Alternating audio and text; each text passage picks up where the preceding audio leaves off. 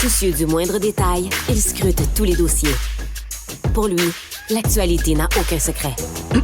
Cube Radio.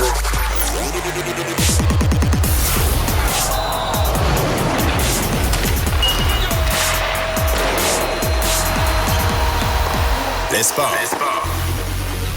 Salut Jean-Michel. Salut Alex.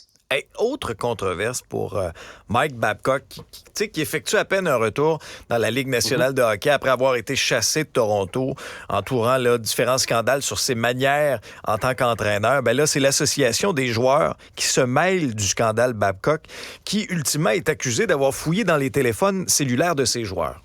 Oui, exactement. C'est une histoire qui a été révélée par Spit and Chicklets, là, qui est un balado bien populaire là, dans le monde du hockey, qui est animé notamment par Paul Bissonnette, l'ancien joueur des Coyotes, des Pingouins également. Puis lui a accusé Mike Babcock d'avoir fouillé dans les téléphones de ses joueurs durant une rencontre d'équipe. Okay. Ce qu'il faut comprendre, c'est qu'au lendemain de ces accusations-là, Babcock a réagi et le capitaine de l'équipe aussi, Boone Jenner, en disant que c'était de leur plein gré que les joueurs ont fait ça. C'est-à-dire que Babcock a demandé aux joueurs de se présenter. Pouvez-vous nous montrer un peu des photos des membres de votre famille, de vos enfants, ce que vous avez fait durant vos vacances, juste pour apprendre à mieux se connaître. Ça a été une version qui a été confirmée par Babcock et aussi par Jenner.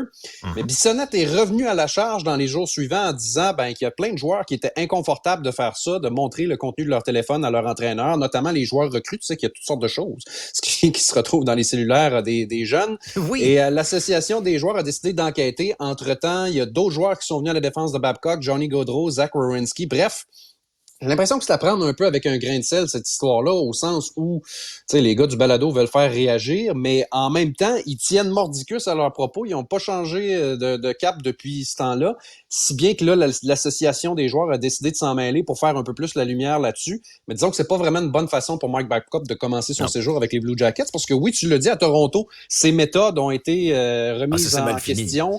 Puis il y a eu toutes sortes de joueurs par la suite, d'anciens joueurs de Mike Babcock qui sont venus critiquer un peu ses méthodes, notamment Mike Commodore. Là, je pense que c'est lui qui a été vraiment le plus acerbe dans ses commentaires. Puis d'ailleurs, cette semaine, à la suite de la révélation de cette histoire-là, il a continué à dire, il a même mentionné que Mike Babcock, c'est un pervers là, de fouiller dans le cellulaire des joueurs de son équipe. En tout cas, on verra si ça aura des échos, mais chose certaine, l'association des joueurs a décidé de s'en mêler.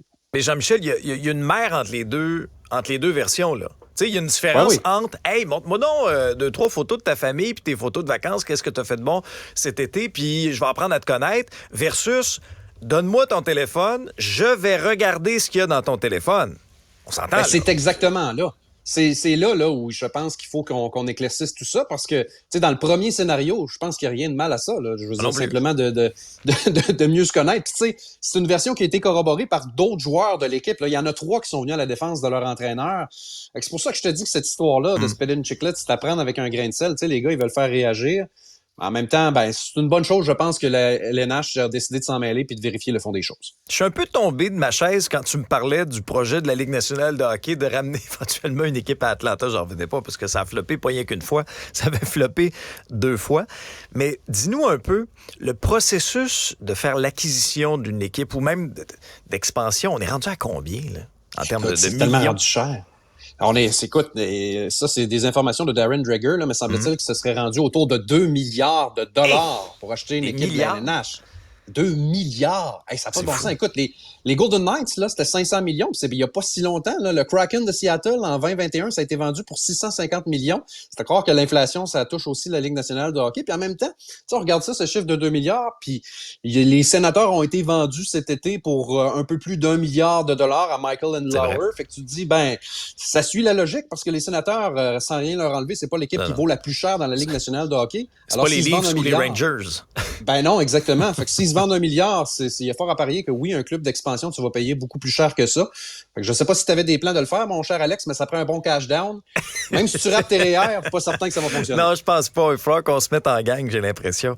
Parle-moi un peu des Alouettes qui affronteront les Argonauts de Toronto. Mais là, le problème pour les Alouettes, c'est qu'il va manquer un gros morceau en attaque.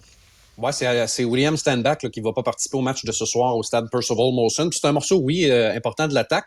dans le champ arrière. Quoique c'est une année compliquée, je te dirais, pour Stanback. Il y a seulement un touché, seulement 4 courses de plus de 20 verges cette année. C'est loin des standards auxquels il nous a habitués, mais tu sais que le jeu au sol, c'est tellement important dans le football canadien. Puis on a de la misère à l'établir cette année chez les Moineaux, là, qui sont sur une séquence de 3 revers de suite. C'est Walter Fletcher plutôt, qui va prendre la relève ce soir. Tu sais, puis les Alouettes surprenaient à la mi-saison. On avait un bilan de 6-3, 6 victoires, 3 défaites.